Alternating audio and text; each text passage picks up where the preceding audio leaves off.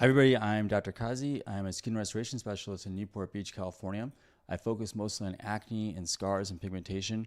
I do a lot with facial balancing as well. I am going to go through this particular case, and it turns out that I can't stream on TikTok today, so I'll just kind of walk you through for those who are joining us from there. Hopefully you guys can find me over here now, and we'll go through this particular case and answer any particular questions. So for those just joining, this is a particular patient that I worked on for a little bit of time, and we did work on his forehead, his full face. You can see with his forehead over here, you can see the significant improvement of his scars, of his texture. We did subcision in his case, laser. We also did TCA Cross, and we got significant improvement really with his scars over here. And then later on, we actually also did a little bit of fat transfer, which gave him some volume. And that's what you can actually see, that he had a lot of fat destruction, and it's looking awesome actually. So take a look at this. This is a really, really great case because it showcases just the importance of volume loss, and then also what could end up happening if you have scars, deep scars like that, and they're tethered and stuck in your forehead. They can cause new lines and wrinkles, and it ends up being something where it could age you really rapidly. I'm just going to let everybody know to join me on other platforms right here. Before just one quick second.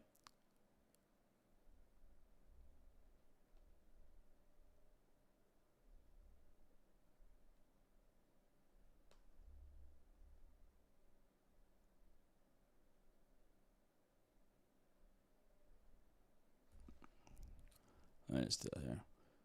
So for those just joining, thanks so much for coming on. I'm Dr. Qazi, and I'll go through this particular case for you guys.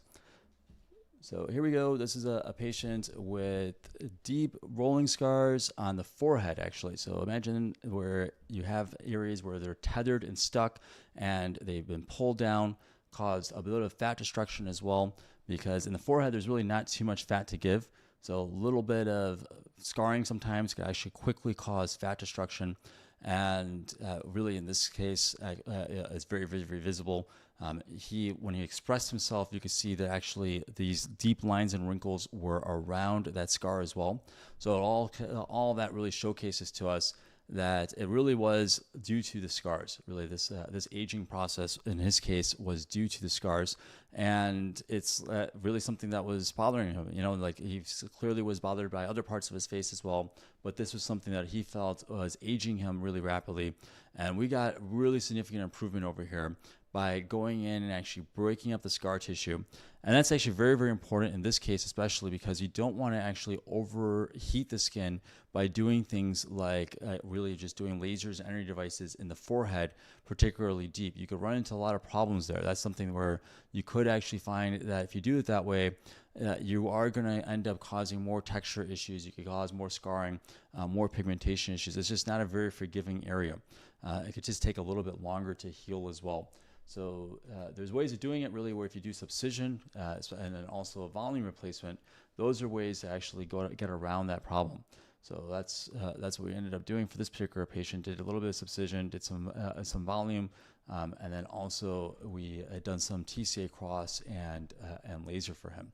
So if you look at this, though, this is a patient who's Fitzpatrick 4, and it's actually a pretty common area. You know, the forehead area is an area that a lot of people will report that bothers them, because one of the things that people notice the first is your eye area, and then if you're somebody who's expressing yourself a lot, you could feel as if your skin's getting a little bit looser, because if the scar is pulled down and the wrinkles around the scar now are getting pulled, and it's getting a little bit looser around there. There's a lot more tension there, and over time that could cause a brow droopiness that can make it so that you end up actually finding that that really it's just like it aged you really rapidly, and it was due to expression, but also really due to the scars. You're expressing yourself around the scars. So basically the scars right here, and then you just sort of bent around it. And that's what we saw over here for this particular patient. So going in there, and actually I don't use sharp tools typically on the forehead. This is with blunt cannula subcision. So we went underneath there and actually undermined that scar tissue, which worked out really, really well for him. And you can see it's actually it's a great improvement right here. But there's still more work to be done. At some point, whenever he's ready, we'll do a little bit more resurfacing. That's just something I wanted to showcase for people that were talking about forehead, how to solve forehead. It's actually not as hard as people may think, not as difficult. A lot of people think that there's no real solution for forehead and temples, but I find it's actually a little bit easier than people may think, to be honest with you, because a lot of it is fat loss, volume loss. And there tends not to be as much thickness around the scars as, like, for example, the cheek sometimes. So it's like sometimes just undermining the scar tissue, doing some laser, and then doing some volume replacement works out really, really well. So just, it depends on what we're looking at for each individual patient and the type of skin that you have. But forehead tends not to be as daunting as people may think. There's ways of doing it. Let's see here. I saw Lucky Singh is saying, hi, Dr. Qazi. I saw a dermatologist today for what she said maybe rosacea for my face paint in the treated areas. He thought it was there for my scars. He didn't take photos, touch my face, or even look at, I guess I'm thinking you're saying the right areas. I'm sorry you underwent that, Lucky Singh. Thanks for letting me know about that. That's really unfortunate. I know you were calling all the way from Canada, and I appreciated you saying, your call, and I know it's difficult to come out here, but at some point it is worth us taking a look and seeing, for a lot of patients, even over the phone or virtually, we could go through this, and people are shocked a lot of times that they had underlying rosacea. They suspected they had underlying rosacea, and it wasn't diagnosed. And that actually could be one of the reasons why they have scarring in certain areas, why their response to treatment has been poor as well. Maybe they didn't respond as nice, as quickly as they expected, or as well as they expected, because they had underlying rosacea. The rosacea a lot of times has to be solved. It really does. And, you have to, by solving, I mean like really making sure that it's managed and it's well controlled. If it's not managed and well controlled, you really could run into a lot more problems where later on you have this inflammatory process that doesn't allow as much collagen response. So you got to make sure you're doing it so you can get that robust collagen response each and every time. And otherwise, it's like, especially in darker skin types, I'm not saying it's useless to do these lasers and energy devices, but it's just not as beneficial. So we got to make sure that your skin is in the right space before we go about doing those things. Lucky Singh is saying that didn't examine his scars, but passed him on to his nurse to sell me laser resurfacing and ablative laser.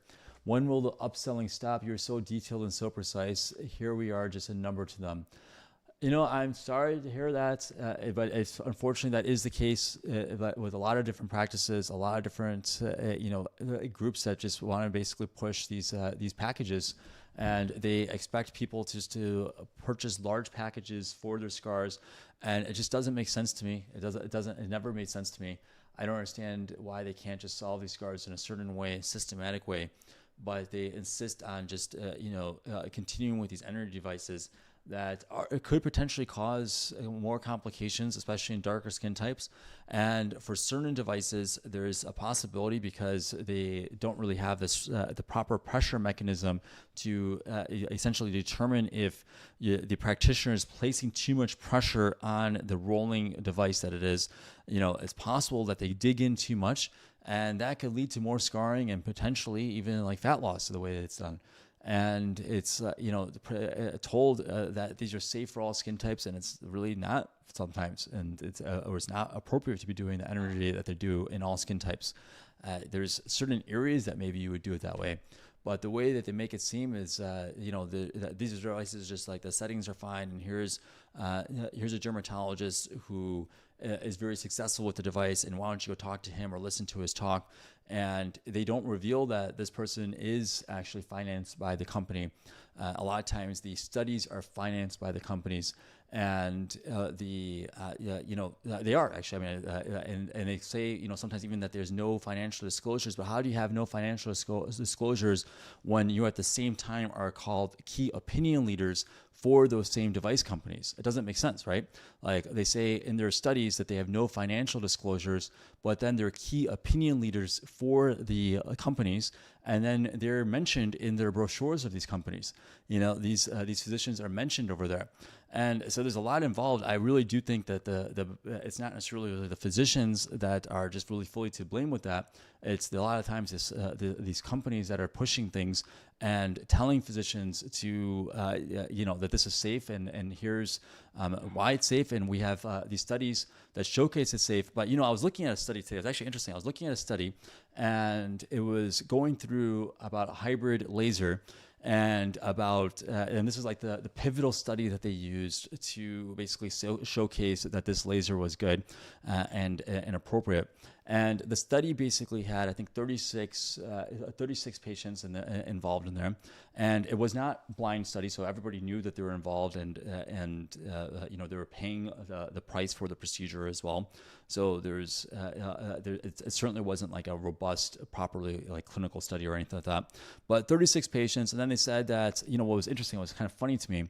They said that I believe it was like 6% or so had mild adverse effects. And the way they said it was just like mild adverse effects. And they didn't even give you that percentage. It was like, it was some number that they provided. And they said that had these adverse effects. And I was thinking to myself, like, what was the determination? Why did they say it was adverse effects? And it's talking about like prolonged post-inflammatory hyperpigmentation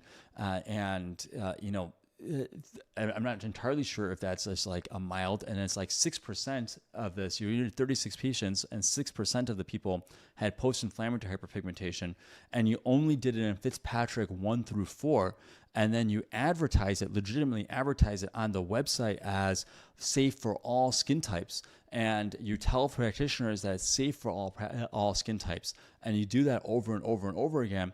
And now you got to really sit back and look at this and think that, like, man, what is what's happening over here? That they did a study that was a poorly done study that only had 36 patients. And 6% of those patients had actual proper complications. And they're using this as the pivotal study to justify its use for all skin types. Remember, it was only done for Fitzpatrick 1 through 4, this study for this hybrid laser system, Fitzpatrick 1 through 4. And so that means, lighter Hispanic patients and down basically like Caucasian patients and lighter Hispanic patients and Asian patients that are typically like East Asian patients and potentially some Middle Eastern patients as well. But that's pretty concerning, that they basically did it for Fitzpatrick 1 through 4, but then they say on their marketing material that it's safe for all skin types, and it's not even FDA cleared for all skin types. And that whole like clearance world is very, very questionable, because the way these device companies get the clearance, it's not really that they just essentially just go ahead and do, go through a whole robust study. People think that's what they do. They're just doing a whole bunch of studies, and they go and they submit it to the FDA, and people think clearance means approval. It doesn't mean that. It doesn't mean approval. It just means that it's cleared enough that the FDA has allowed it to be safe. And the way they do that, the way these device companies get that clearance, is they do essentially a lot of times equivalence. So they say, well, hey, there's another device that was also doing a sort of similar mechanism, not necessarily exactly the same, but sort of similar, and you approve that device, you should also approve this device. And it's like a really great way, a fast way to get like a fast track approval for a lot of these devices. And that's generally okay. But then, like, what happens when there are problems with this? And now there are differences with your device compared to the previously approved device. And now it's like, it gets really, really confusing. And when do you get anything where you get recalls, or you look at things and you say, hey, like for myself, I see so many patients that are burned by devices and do have complications from the devices. And at some point, where do you look at this and think to yourself that, man, why did they use devices in wrong areas for wrong patients for the wrong purpose? And then you see that a lot of it isn't because these physicians like just didn't know, because they just were uneducated or so, or they were just evil and or trying to be greedy or trying to steal money. A lot of it is just directly from the device manufacturers themselves. The device manufacturers themselves are showcasing to the world that they've, and in their marketing material, they're specifically going against literally their own research, which was garbage in the first place and was paid for by them. And a lot of times the writers are actually owned or actually bought by the device companies, and they still showcase that there's post-inflammatory hyperpigmentation or complications in lighter skin types. So imagine Fitzpatrick 1 through 4 still had severe complications. 6% of them still had complications. And that's what they're using and telling all these doctors to do. And hey, not only is it like great for these particular patients, it's also great for all skin types. And here's another dermatologist who is going to tell you that it's safe in all skin types. And this is sort of off the record now. And, just like to have a talk with them. And they don't tell you that that person is actually bought by by the company. They get a kickback from the company potentially. None of that is disclosed. So, that's what we're looking at as a system. And that's why things haven't advanced. That's why we are in the situation where we are right now, where we continue to have problems with energy devices, and people are feeling like, hey, I don't want to get lasers. I don't want to do certain things because the fact that there are these complications. And I totally understand that. Like, I do believe that there is a possibility for all these energy devices, all these things of these kind of complications, and I'm fully aware of it. And I think it's actually better to be super paranoid. I'm actually like to be super paranoid about this stuff. I think like worst case scenario, and then I work my way down. And to me, it's like worst case scenario stuff, like especially in darker skin types, I got to always think about those things. And so I look at that, and then I work myself down to like kind of think, okay, how do we mitigate these things? We do it by just doing localized energy. We do it by not using too much heat and energy for darker skin types in general, or just avoiding those energy devices in general, or doing more manual procedures like subcision or filler, like in terms of like long-lasting volume replacement, fat transfer for this patient, doing TCA Cross, doing other modalities instead of focusing on those energy devices. But now imagine if you were somebody who purchased a device for $215,000, and then they also told you now to go purchase a few other devices because it's going to be a bundled deal or whatever else it is. And now you're sort of obligated in this world to essentially just sell this device, and you're told that it's safe for all skin types, and the marketing material says it's all safe for all skin types.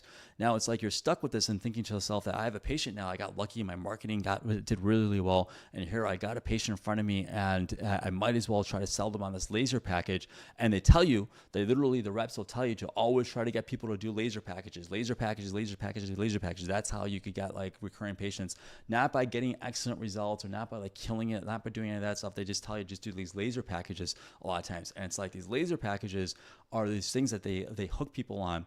And it ends up being this problem, especially when it comes to scars, because sometimes it could end up causing more damage. It constantly going at that same area didn't allow the skin to heal appropriately. And people are trying to rush the packages in order to maximize their profits now. And now you run into a situation where I see so many of these complications then. And I look at this and I see that there's a bad situation. Look at here, Lucky Singh is saying that he has, bad scars. And we talked about his case in person, and it's actually needs a lot more than lasers and energy devices. He's a patient who is Fitzpatrick 5, potentially should be treated as a Fitzpatrick 6, and they're recommending a bunch of lasers on him. And he actually needs subcision and needs manual work to actually improve the scar tissue. So really, really unfortunate that we're looking at this. Colette Olympia is saying this is so good, looks like brand new skin. It does look like that. It does look like that, right? So I appreciate that that you're saying that. Oh, and Brian Serrano saying, hi, Dr. Qazi. Just did my second round of a cure laser. Can't wait to start my scar treatment. Awesome, Brian. Look forward to it too. Hopefully we will see you. When did you book that scar treatment, actually? So hopefully we'll see you really, really soon there. T-Chan is saying, hi, Dr. Qazi, see you in 2 weeks for a second phase of my treatment. Thank you for what you do. I can't trust anyone else with my skin. I appreciate you so much for that. Thank you so much. Your skin response has been awesome, amazing. At some point, we got to go and investigate what your whole diet was and your diet plan, everything else, because we got to make sure that it's always replicated. I was telling a patient today, too, the same thing. I was like, her scars are really, I don't think she lets us share it, but I'll see. But it's like pretty close to like glass skin for most of her face there. And it's really rapid. It took her about a year for that, and like amazing improvement. And she's just like, I was like, are you vegetarian or vegan or like doing anything different? It's like, I don't really think so. I haven't even started like doing collagen supplements. Some of it's just genetics. She's South Korean, and so I was like, some of it's just genetics sometimes. But maybe also sunblock. She says she's really religious with sun exposure, and like at some point we got to break this down to figure it out for everybody. Because I want this always like just to be like we just have a very, very predictable response. So if there's any other factors that we should take a look at, I'm like really open to it and just want to see and investigate this, because it's like we got to make sure that we always get a really amazing result no matter what. Thank you guys so much. Yeah, I know I couldn't go on the other platform. I can't even say it right now. I don't know why that happened. That I can't log in there for the next week. So I guess I'll be on here. You'll see me on here there. But yeah, that's too bad. I don't know what happened there. That's very strange. Let's see here. Maybe these device companies. Who knows? You never know. I mean, at some point I gotta go through sometime. At some point I gotta go through some of the drama that you try to create. You try to just do your work and do things, and these device companies try to go at you sometimes for certain things. And at some point I gotta go through it actually, because it's kind of wild actually. It's kind of wild, especially these same companies that like make these kind of claims and like say these things, and then and they just don't like the fact that, here's somebody that I didn't go out their route. I didn't I don't speak for them. I don't go through anything with them. And I'm just going to go and just get the best possible lasers and best possible devices. I just want the best possible results for patients, whatever it takes to get the best possible results for patients. I literally just want to go through and do whatever it takes to get the best possible results. Like actually, that's actually a pretty, I think it's pretty frightening, for a lot of people too. Very, very difficult for them to wrap their minds around, how do you work? Cause they're just so people are just built into this world where they have to compete. And it's you just calm down and we could just all just grow and learn and get really, really good and just really elevate the field and just take this thing to a whole nother level. That'd be awesome if we all did that, but instead people just go into this competition mode because that's what maybe their parents made them compete with their siblings or something else happened.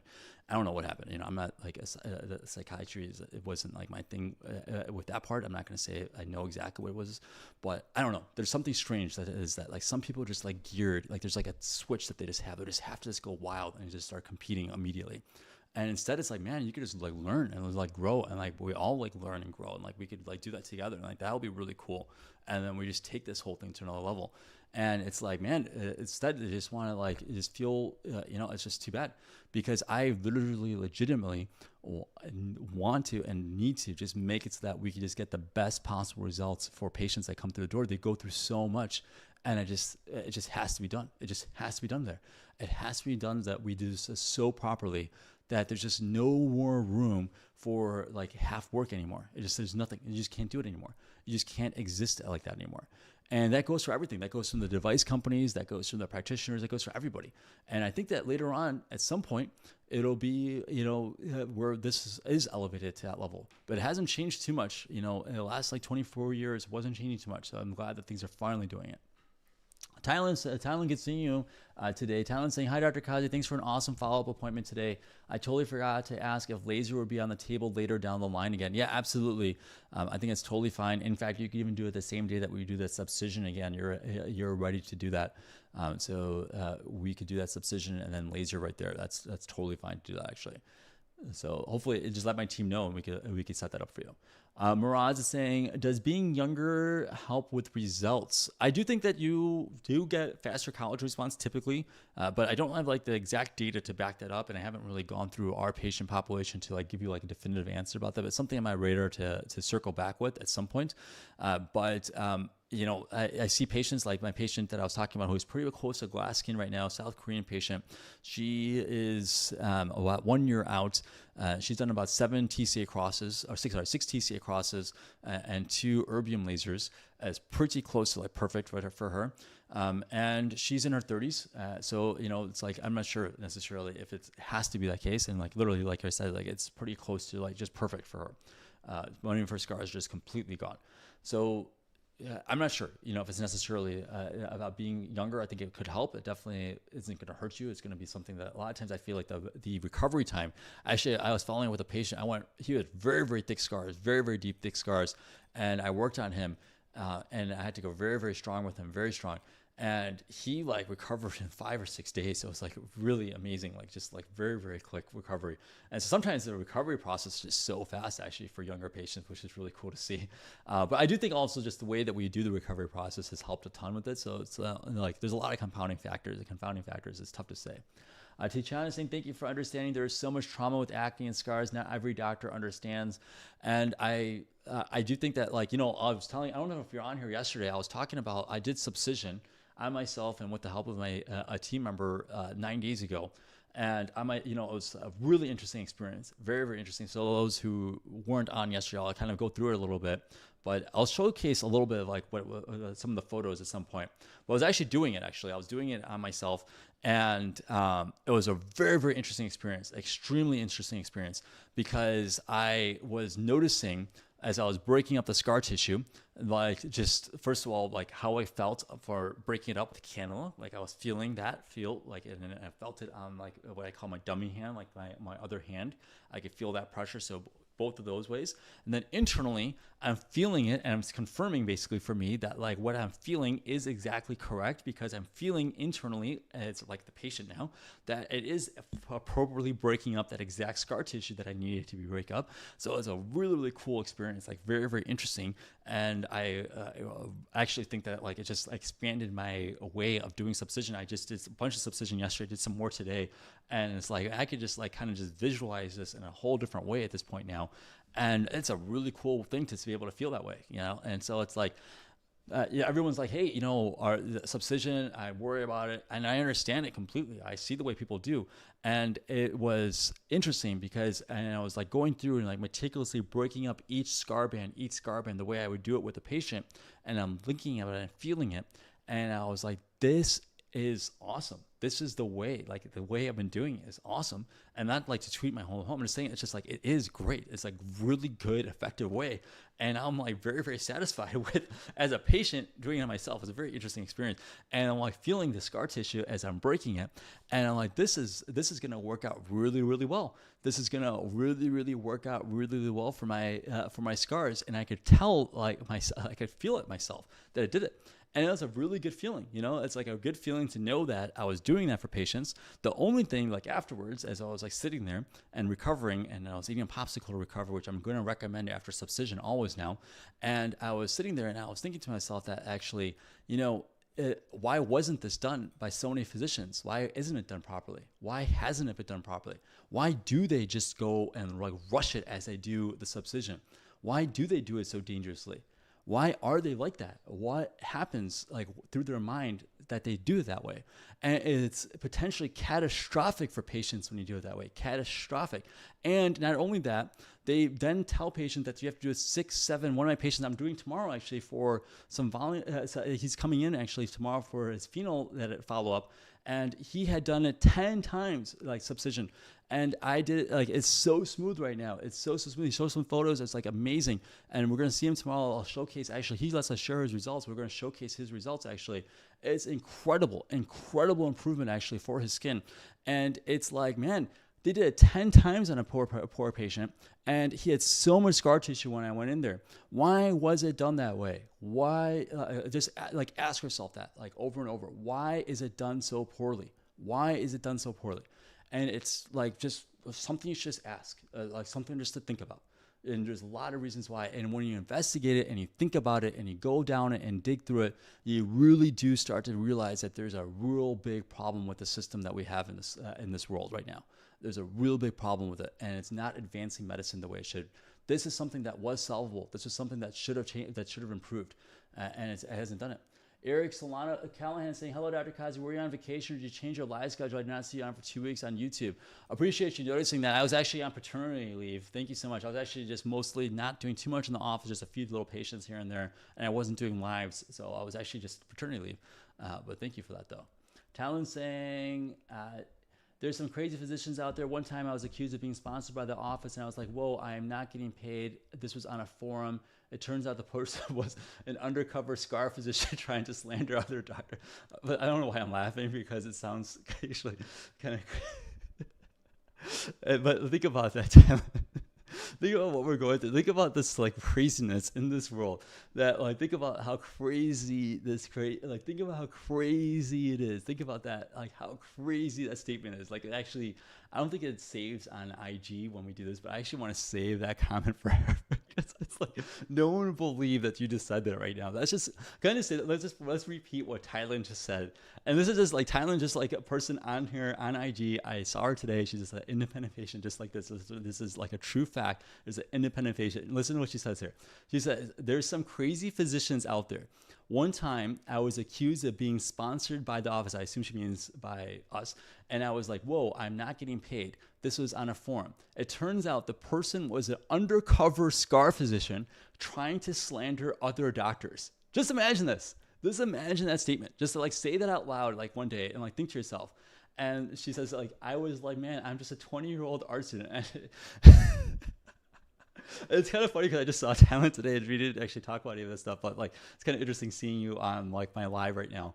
But it's kind of actually just think about how wild we are in this world actually. That's what's going on in this world, that someone is undercover and accusing Thailand, and it's like, this is the world, this is what we're dealing with, and like that's why they're not advancing. That's why they're not improving. They're going around and instead of like trying to elevate things and trying to like get better and like do things and like, man, just like get better at your job. Just do things that like, and like care about patients and like stop being like pervy. You know, it's like, just stop being like that. Just stop doing those type of things. And it's like, you know, I wish at some point they would. There's a person that like, you know, it's like the reposting. It's like they're reposting stuff about like, you know, like grinding at clubs and stuff like that. It's like, you know, it's concerning. You know, I don't know. Miraz is asking, how much did the South Korean patient pay? I don't know offhand, but it's probably about $5,000 to $7,000, I would say. Probably got banned for probably about $5,000 to $7,000. I got to double check offhand. I'm not entirely sure. Talent saying they got banned off the forum because they're accusing you of learning to treat scars from YouTube. I was dying laughing. And the thing is that, you know, it's like, just imagine that. Just imagine like how we could actually just like get better. Everybody could have gotten better. And instead, imagine just spending your time just doing all that, doing all the things on like saying the statements like that on forums. And like, you could just get better. You could just get better and work at your craft. And like, there's always like, man, I got like better just like doing subcision on my face. And I was like, I learned like a ton. And like, I just did like more subcision and I just like elevated myself into another level. And I just feel like I'm always going to keep elevating myself. And just like, I'm like, man, there's just always room. And I would love to be able to like just learn and see from other people and like go and expand and do much more and just get better and better and better and better at things, because it's fun for me. I love getting like, I just always want to just like do that. It's not like because I just want to be like the best per se, like competitively. I just want to get this to a point where this gets like so excellent for everybody that we no longer have to stress about scars anymore. I just no longer want people to suffer from scars. I no longer want people to suffer from acne. I just want to move on from that. I want that to be a problem solved, because it is a problem that you can solve, at least to a point where it's not as visible and not as distressing. And it should have been solved a long, long time ago. I shouldn't even have to be doing this, to be honest with you. I should just be like working on like saving lives and doing things I actually also like to do. I like to do a lot of stuff. I enjoy a lot of things in this world. And like, I love this and it's really fun for me. I also love burns. I love doing a lot of things. I just don't think this has been treated properly. I don't think it's been done well. I don't think it's been done at a high enough level for a long, long time. And it's like, at some point, like this needs to be taken up. Like, we just have to lift up this whole process. And I hope that people do that. I hope people do that. I hope people start looking at this really seriously and properly, and think to themselves that maybe there's ways that we could cooperate instead of being competitive, like just turn off that mindset. But there's certain people, the way, like the culture, you know, possibly the way that they are, just like their upbringing, they haven't broken up that generational trauma that parents have like pitted siblings against each other, or whatever else happens, or pitted like other, you know, oh, you're the best ethnicity, you're like the smartest group, you know, like there's some people that think, oh, we just have like the highest IQ in the world, and like obsessed with IQ and like act like they're so smart with their IQ. Like, who cares about IQ tests? Who cares about any of that stuff? Everybody's so like, honestly, patients on my table are smarter than almost any physician. Like, I don't know, like almost everybody I've met. I won't just say like every physician, but like because you know, a lot of physicians get upset, but like almost everybody, a lot of people that I meet, you know, and like the patients that are on my table, the people that are sitting there, they're talking about what their interests are and whatever else, they really do think about these things in a way that like is very, very interesting. And it turns out that they have a lot more intelligence than people give them credit for. But there's a lot of factors that sometimes could limit people. Sometimes it's scars. Like for myself, actually, I know that having acne and having scars sometimes limited my ability to do well in school. I do feel like that. I do feel like it sometimes stressed me out. Sometimes it was painful for me. When I was sitting there in class, it was itchy and painful, and it would distract me from my class and from my teacher. And I did. And I sat there and I would think to myself that like, man, this pimple is just hurting me. And it's like irritating me. And it's like, I would just get up and kind of go check out what's going on with it, and get kind of upset about it for a little bit. And I wasn't really fully focused on my class. And sometimes even when I was studying or so, or sometimes just like come out, or like I'll just feel like a new pimple form, or something else would occur, and it would be like distracting. And there's like a bit of distracting. I'm not saying that's like the only reason why, but like that like sometimes would occur. And that little bit like makes it so that it's not as even of a playing field now for you. All things should be equal if you're like want to be competitive or whatever else. And suddenly it's not as equal. But we know that things aren't equal, right? Like we know that, we accept that, we understand that fact that like I live currently and I grew up in a place with a good school district, but just 5 to 10 minutes away, it won't be as good of a school district. And it's literally just because of the zip code. And it's clear that that's just like ridiculous. It should be clear that that's just outrageous. And, it should be clear that just you having the genetics that cause you to scar when you have acne. A lot of people get acne, but they don't actually scar that way. It's an immune response that is just genetically predisposed. And it's like, that's not particularly fair. And then because of that, you may potentially have issues where you have low self-esteem now. You don't have as much social interaction, which means that you maybe not have as many study groups or so, or it means that you potentially are just distracted a little bit more. And there's all sorts of little limiting factors now that occurred just because of the acne and then because of the scars. And so it's really worth investigating that. It's worth taking a look and seeing like, what other effects occur and all the different people. So people think, I also suffered. Sure, you also suffered. Everybody suffers from things. But like, it's important just to recognize and like get a little bit of solidarity and just recognize that there's a lot of people that suffer and pay attention to their suffering and recognize their suffering. Just like sort of acknowledge it and just recognize that maybe you were privileged to not have as bad. I thought I had really bad acne, which I thought, was probably the worst in my school, but I didn't end up having severe scars afterwards. And that's like lucky. I got lucky with that. And I'm grateful in a way, but I also, it's not necessarily guilt, but like, I feel like, I do feel for people then that do have more severe scarring, because then I suffered the way I suffered. I can't even imagine how much they must suffer then. And it's like, then if you add now additional things, one of my patients, it was like so sad. He's just like, I just felt like God just hates me. That's what he told me. He's just like, I feel like God just hated me. And like, just that, like I had a bad acne. I was, just a poor confidence because of that. Didn't grow tall, didn't grow like stronger, didn't have a lot of other aspects of things. That's really sad. That's a really sad thing to feel, that you just had this poor luck that from birth that occurred. And it's not really fair for people to say, well, at least you don't have at least you have both hands, or at least you have this or something like that. It's like, okay, just acknowledge that is the person suffered a lot just from whatever they had. That was traumatic by itself. It's like, I get that there's a lot of other people that suffer and they may suffer even more, and we could just empathize with those people as well. There's like, shouldn't be like a limit of empathy. It's like, actually, it could be something infinite. It's actually like love. Like, actually, it turns out, like, interestingly enough, I was actually telling like my kids the other day, it's actually interesting. Like, when you actually think about it, it's like, I love my wife. And then like, you think, okay, that's like your world. Like, that's like infinite, like you have infinite love for that. And then like, you have a child, and like, that's like infinite love for your child. And then like, you have another child, and like, it's like, wait, it's like infinite love for your other child. And then like another child, and it's like infinite love for another child. And like, now, like, that's what infinity means. Like, it's like interesting because you never really understand what infinite means. And now it's like, it turns out you look at this and it's like, actually, it's possible to have actually infinite empathy for like people like that. If you like look at it and think about like, people that are suffering more, so you could actually do it. At some point, if you're capable of doing it, you're in a good space to do it, but you can actually, it's possible to do all those things. And it's like, actually, maybe that's like, what we have to start working towards, it's like, okay, like maybe we shouldn't just be like getting competitive and thinking, oh, like that person, like I suffer more from that person and that, and blah, blah, blah. Just like relax. Like, accept that person suffered. Accept that person does, even if the scar is like superficial to you or not as severe as you, the person still suffered in whatever way they suffered from, and just feel for them and hope that they could improve, or whatever else that you could do to help them. That'll be great. But like, don't like diminish the fact that they suffered from it. Talent saying, yeah, scars are so much deeper than what's visible. The mental damage and hindrances are so painful to deal with most of all. That's absolutely That's absolutely the thing that just nails it right there. That's really exactly it. let's see. Your CC saying, hi, Dr. Qazi. Just wanted to say you are the best. Thanks for taking the time with us. Cynthia, thank you so much, Cynthia. She's saying, I get the hard to concentrate. I know that feeling. I feel like a lot of people do know that. I do feel like that.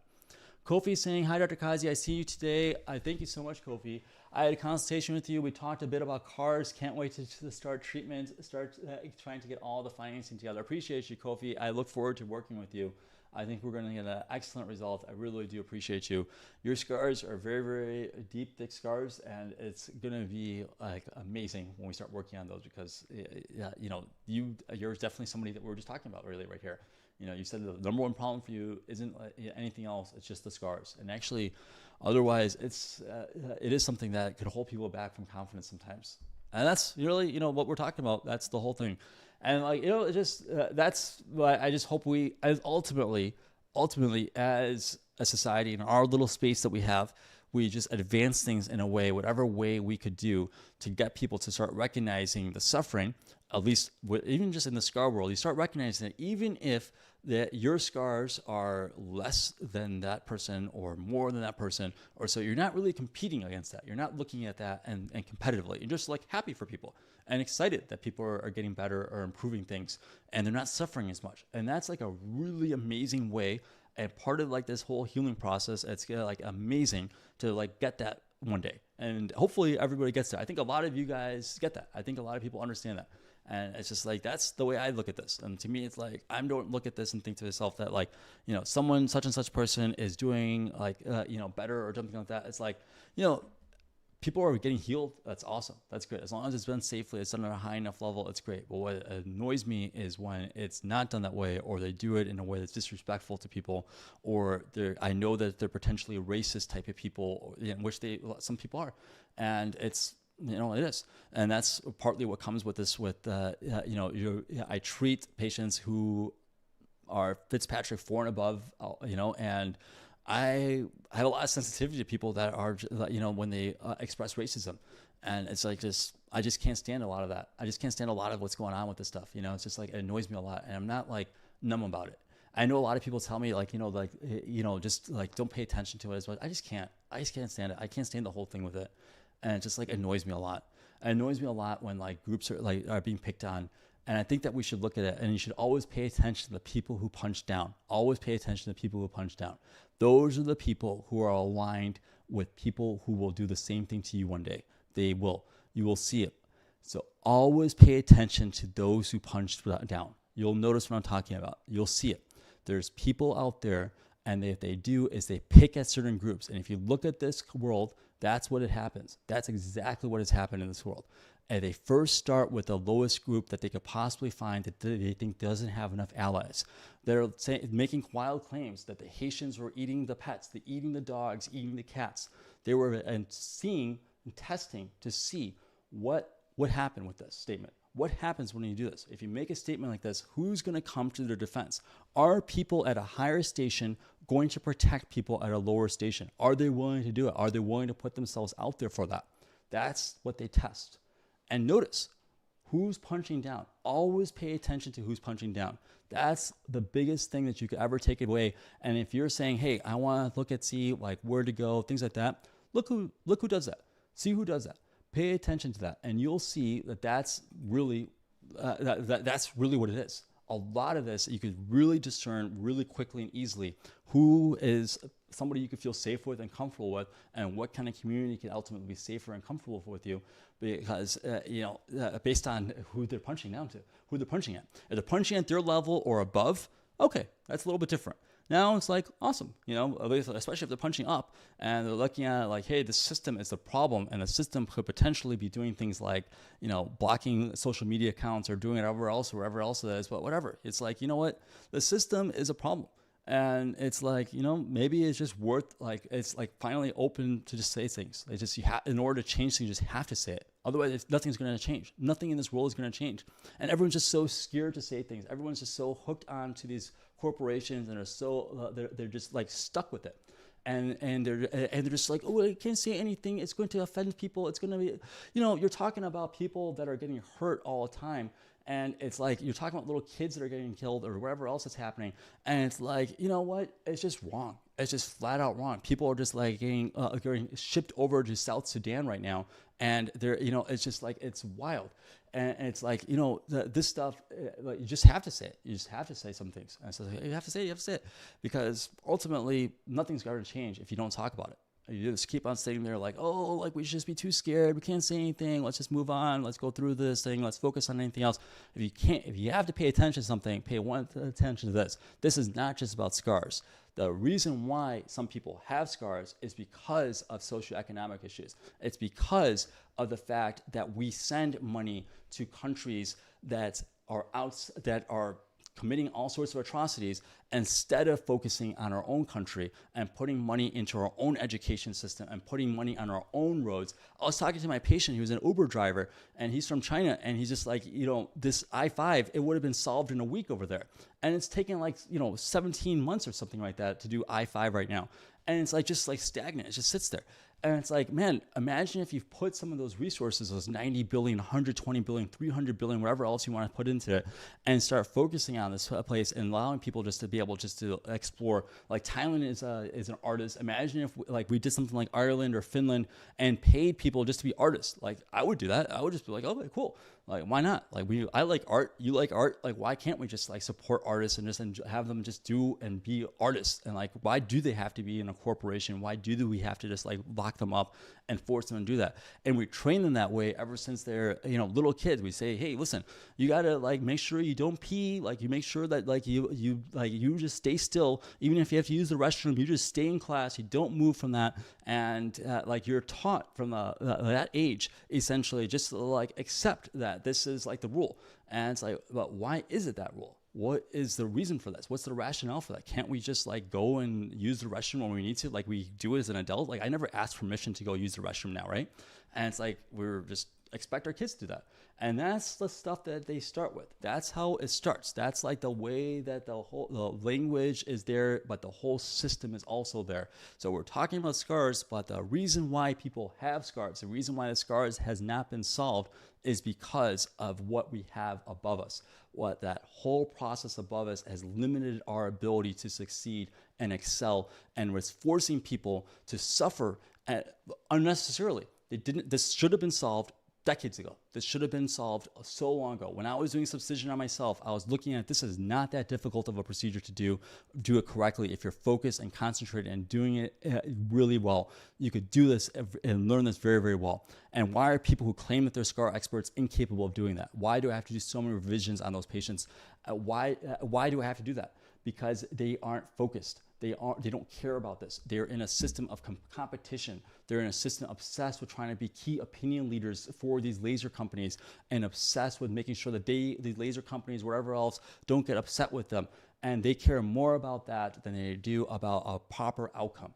And to me, I look at it, and I looked at patients today, like patients right now on this live who are on here, and I get like happy looking at this. I'm thinking to myself that this is amazing. The fact that it's so much smoother. The patient today that's like literally glass skin right now, and it's like she knows who it is. She sometimes comes on here, and it's like, you know, it is amazing. It's an amazing process that we had right there, and it feels really good. That's what rewards me. I could care less if they were like, oh, you know, you could go ahead and do like, you know, these speeches for us and go and pitch like this laser as being like the reason why you get these scars and blah, blah, blah, blah, this improvement for your scars.